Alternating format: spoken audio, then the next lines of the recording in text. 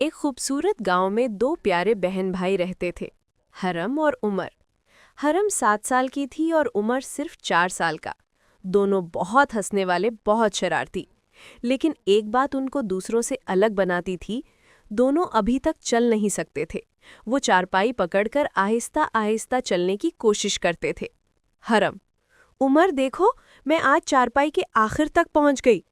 عمر: میں بھی پہنچوں گا بہنا، تم دیکھنا، میں تم سے تیز چلوں گا۔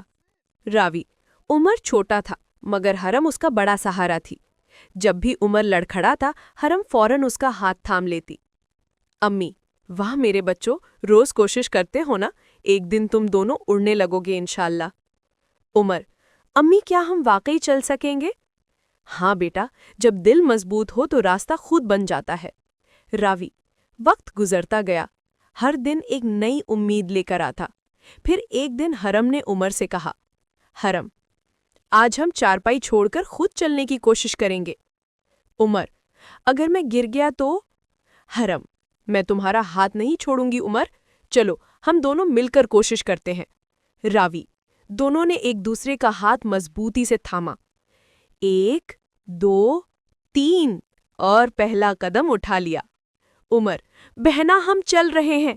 حرم: ہاں عمر، ہم چل رہے ہیں اپنے خوابوں کی طرف۔ راوی: یوں حرم اور عمر نے اپنی زندگی کا پہلا قدم اٹھایا، محبت، ہمت اور یقین کے ساتھ۔ اور یاد رکھو، کبھی کبھی سب سے بڑا سفر ایک چھوٹے سے قدم سے شروع ہوتا